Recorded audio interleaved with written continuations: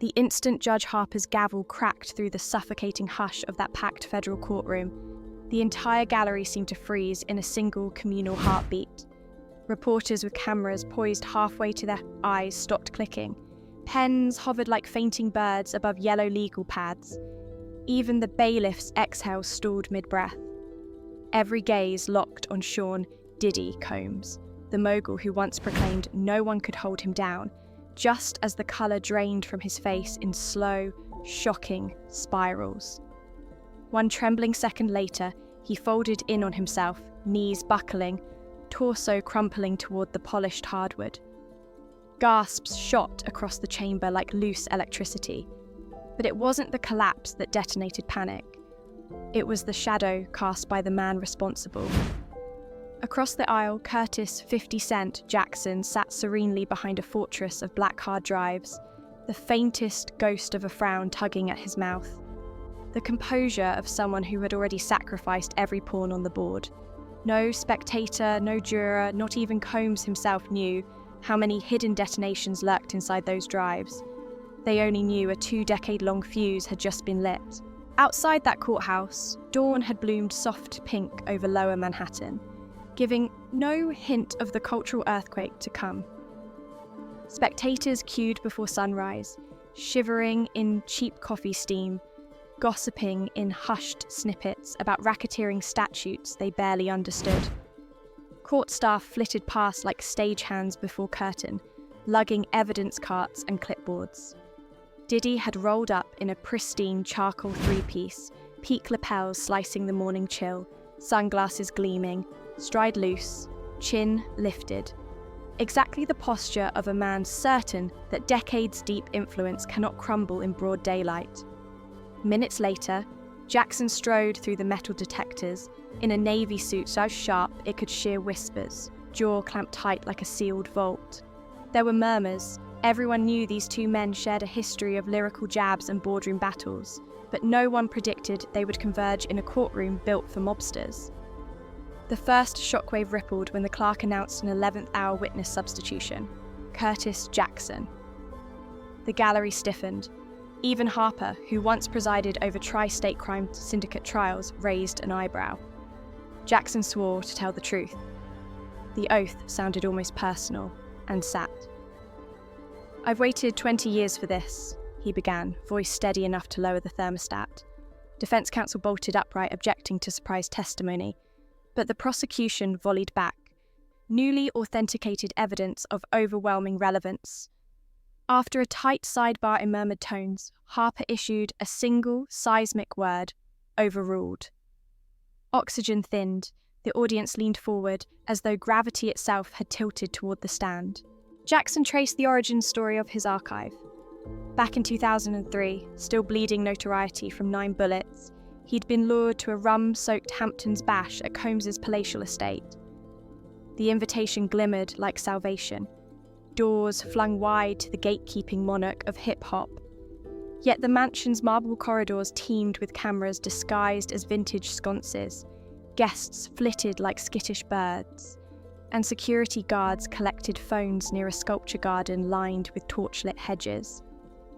Something felt off, he explained, so he pocketed a key fob recorder out of reflex. That night, he captured his first fragment of Combs's power in practice, and a habit, paranoia, survival instinct, call it what you like, took permanent root. Over the next 2 decades, Jackson upgraded devices from button mics to watch bezels, cuff-link transmitters to fibre-thin lapel wires. "Maybe I was paranoid," he said, glancing at the jury. "Or maybe I knew every empire looks invincible until the day receipts start talking." The prosecution cued the inaugural clip. Grainy audio crackled through the courtroom speakers, muffled bass lines, laughter, and then Combs's unmistakable drawl. "Nobody leaves until I say they leave.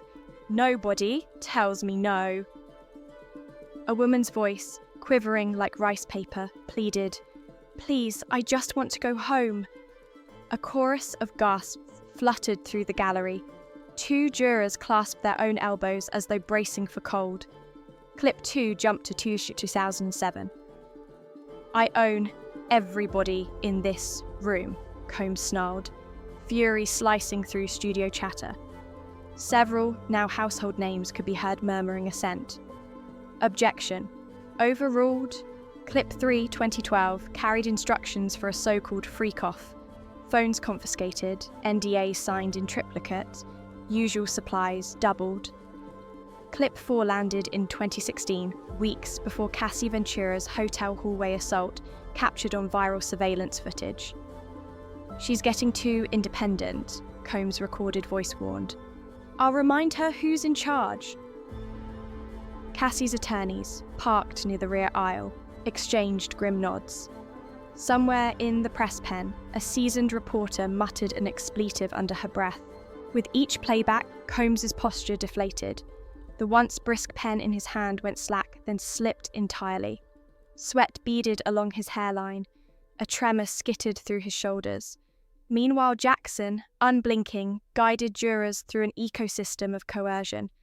Radio directors quietly blacklisting dissenters, label executives swapping favours like contraband, private investigators scouring ex-staffers' lives for leverage. Defence begged for recess. Judge Harper considered, but before she ruled, Combs lurched upright, eyes wide but unseeing, and crumpled. The shock was visceral. Chairs scraped, stenographer gasped, EMTs sprinted. Harper ordered the courtroom cleared. As paramedics wheeled Combs past the brass boundary poles, someone shouted, "Is he faking?" Another voice fired back, "Looks real to me." By evening, social feeds had detonated. Hatch, Diddy down, from a 50 receipts to Empire of Silence climbed trending charts like Ivy. Late-night hosts rewrote monologues in real time. Radio DJs yanked Diddy's cameo-ridden staples from playlists. Brands slapped reviewing partnership statements onto Instagram stories. Executives scheduled emergency Zooms at dawn, fearing the blast radius might swallow entire rosters of artists who'd attended those legendary mansion nights. The prosecution introduced a 2019 recording. Combs bragging to an associate, 50, thinks he's untouchable, but nobody's untouchable. Jackson's eyes flicked toward the defense table, where Combs stared glassily forward, mouth a thin white line. The jury absorbed each audio shard, piecing together a mosaic of intimidation, hush money, and weaponized grandeur. Jackson revealed he turned his entire cash over to federal investigators after seeing hotel footage of Cassie's assault. Footage some newsrooms rumored was days from deletion. "Silence would have rendered me an accessory," he said, voice gravel rough. Cassie's team blinked away tears. A former bad boy choreographer in the gallery buried her face in her hands. Media coverage metastasized. Morning shows booked legal pundits dissecting Jackson's tapes like crime scene blueprints. Streaming counts for Diddy-affiliated classics plunged 15% in 48 hours. Liquor brand partnerships lodged nervous letters of concern. TikTok teens remixed old interviews in which Combs boasted about ownership and loyalty, overlaying them with bold red captions. "Evidence was in our faces." Industry veterans on Clubhouse whispered long-suppressed rumours. A new hashtag #WhoElseKnew, perched perilously close to trending #1. Inside the courthouse, Combs' defence hailed philanthropic donations and industry mentorships, but cross-examination unveiled NDAs stapled to scholarship offers, payments routed through shell LLCs, and a charity board resignation timed suspiciously close to leaked freak-off itineraries. One music video director testified under subpoena. He'd witnessed a 2014 studio meltdown where Combs threatened to ice a vocalist's career into the next century unless she re-recorded vocals in lingerie. His voice shook describing her tears. The gallery listened stone silent, save for pen scratches and soft sobs. Pressure ratcheted further when prosecutors called forensic accountants who unearthed the millions funneled through consulting contracts with no deliverables. Quiet money pipelines, they called them. Defense scrambled to paint them as standard entertainment retainers. but tax records revealed identical round numbers repeated monthly. Jurors' pens scratched faster. A veteran A&R executive, once photographed poolside with Combs, testified under immunity that he arranged talent acquisition parties. Asked to translate, he swallowed hard. Recruitment of women, sometimes minors. Phones surrendered, rideshare data wiped. Audible gasps rippled. Harper threatened to clear spectators if decorum fractured. Week 3. Combs's mother clutched a rosary in the front pew, while his eldest son, eyes rimmed red, stared into middle distance. The defense motioned again for mistrial, citing Combs's escalating cardiac complications. Prosecutors countered with fresh medical reports, blood pressure stabilized, stress manageable with medication. Harper denied. Trial marched on. Public fury snowballed into action. An artists' collective launched No Diddy rotation, urging streaming platforms to freeze revenue shares until verdict.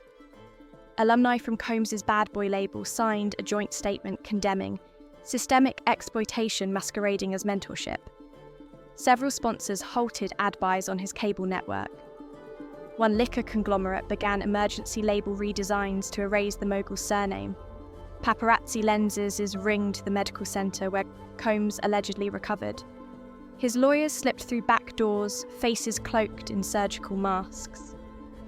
Inside, the prosecution unveiled its crescendo, a timeline overlay mapping 24 victim statements onto corresponding audio clips, financial transfer, and event itineraries.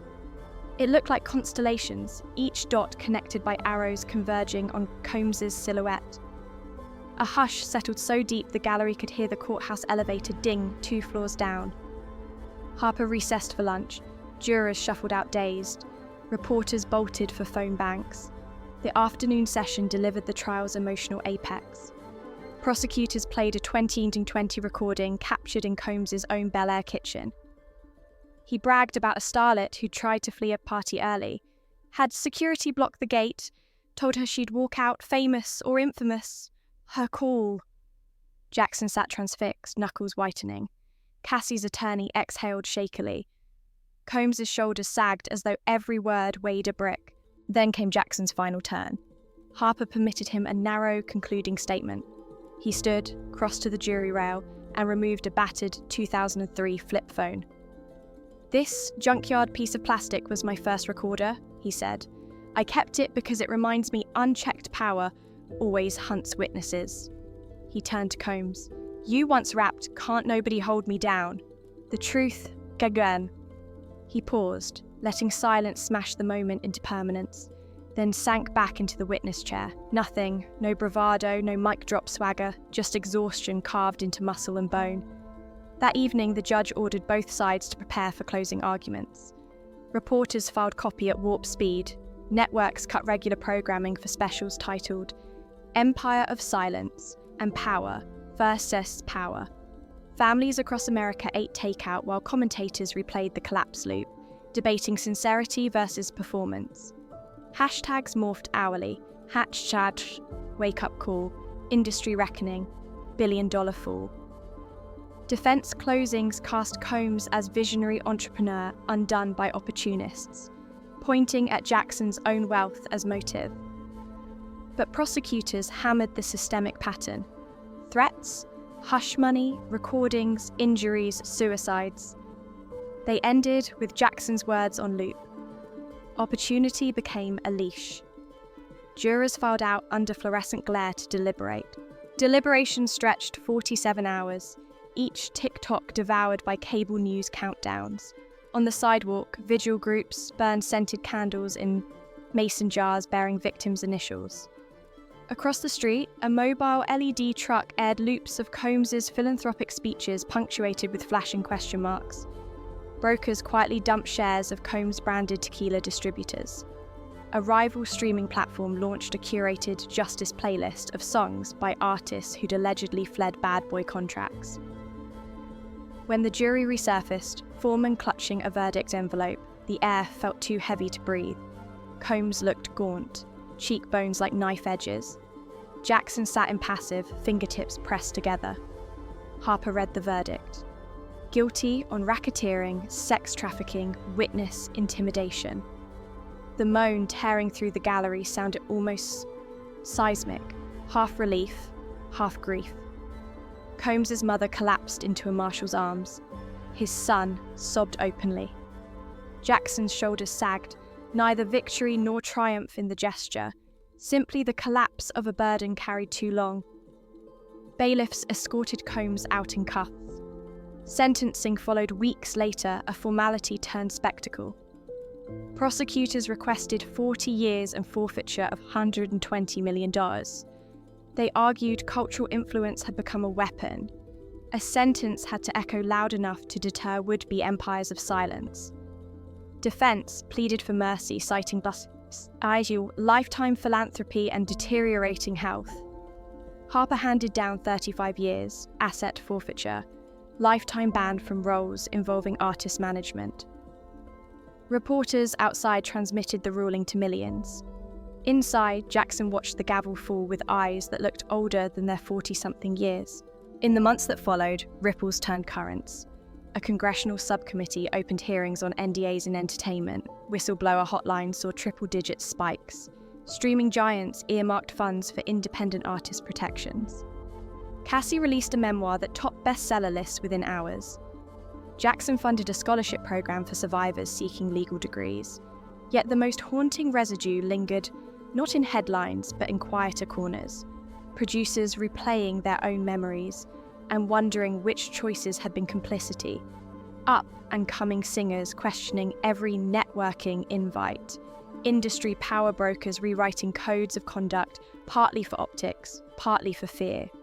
The myth of invincibility, so carefully woven by Sean Combs over decades of chart-topping anthems, diamond watches, and champagne-fogged after-parties, was gone. In its place remained a stark cautionary tale. Power without accountability rots from the inside, and someday, somewhere, someone will press play on the receipts. Curtis Jackson walked away from that courthouse into a crisp autumn wind, tireless, exhausted, but unburdened. Reporters peppered him with questions about catharsis, vindication, revenge. He shook his head. "There's no win here," he murmured. "Just truth. Maybe enough to stop the next empire before it starts." He slipped into a waiting SUV. Doors shut, engine hummed into traffic.